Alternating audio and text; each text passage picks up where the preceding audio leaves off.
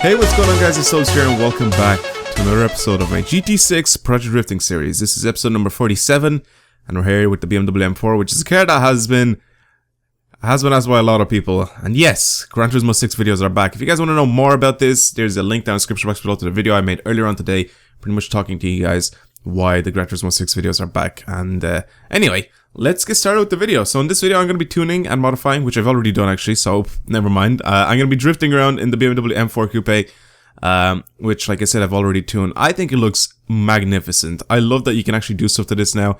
Back when my PlayStation broke, you basically weren't able to do anything to this because the car was pretty much new.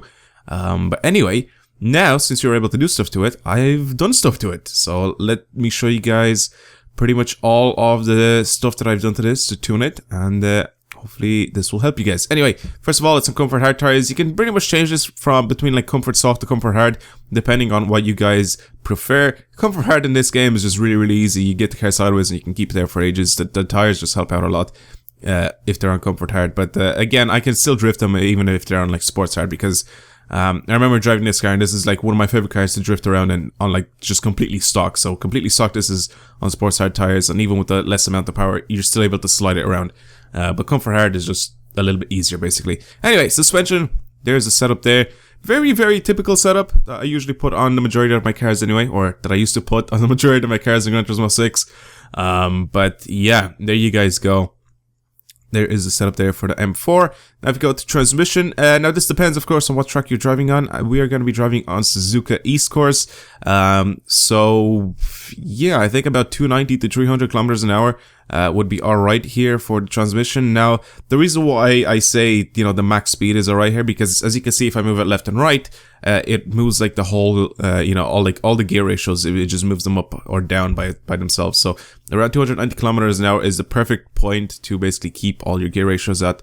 So you can basically have some, you know, you can basically just use the, like, you know, pretty much a lot of the gears on that track. So that's the reason why I want you guys to do that. But anyway, on the drivetrain, of course, we got the triple plate clutch, carbon fiber propeller shaft, and there is my differential. Some people like to put this a lot higher. I think being at 45 is actually just fine for me. It just drives really well like that. But anyway, power, I didn't even want to max this out just because I don't think it needs it. So around 630 horsepower is alright. I even put like the sports exhaust on.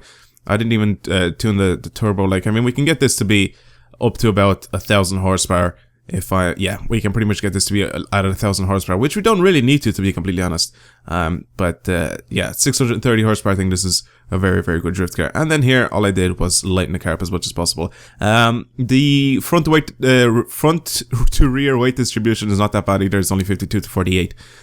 So that should be alright as well. But anyway, now I'm gonna go on the track, and I'll show you guys the car, how it drives, and we'll talk a little bit about that. So I'll see you guys on the track. Alright, so now that we're on the track, I want to pretty much explain to you guys what's going on with this car. So it's actually very easy to drift, especially with the setup that I have on it now. I know that a lot of people may be like, I know you say that about pretty much every single one of your cars that you drift with, but I mean, I want to explain to you guys how easy this actually is. I haven't played this game in about 4 months. I haven't touched a PS3 controller in almost 4 months as well.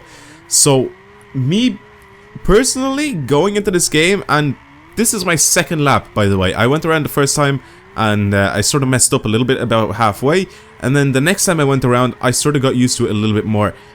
Drifting this thing is very easy. I'm still a noob, however, at drifting right now in this game. So when you're gonna watch it from like the outside perspective or whatever with the more cinematic cameras, you're gonna be able to see my wheels like twitching and whatever. So that's because I'm just a noob right now. But if I was back in like whatever, like 4 months ago when I was actually playing this game properly, like almost every single day, I'd probably be able to drift this like with ease and actually make it look good as well. But it's a very easy car to control. It's a very easy car to slide. Like I said, like I haven't played this game for like 4 months, and like this is the second lap I've done, and I'm able to sort of drift a full lap of Suzuka, and I think that's I think that deserves at least somewhat a bit of a credit. Well, I deserve a bit of credit for showing you guys a good setup, but yeah, I don't really know what else to tell you guys about this thing. It's easy to slide. I think it looks great.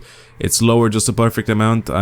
It's good. It's a good car overall. But yeah, anyway, thank you guys for watching today's video. If you guys have any suggestions on any cars that you guys want to see on future Project Drifting videos, please tell me down in the comments below, because I am definitely gonna make some more Project Drifting videos, and hopefully I'll be able to sort of improve my drifting skills again and actually be to the same level that I was before I stopped playing this game. But anyway, like I said, thank you guys for watching today's video. Hopefully you've enjoyed it, and I'll see you guys later. Goodbye.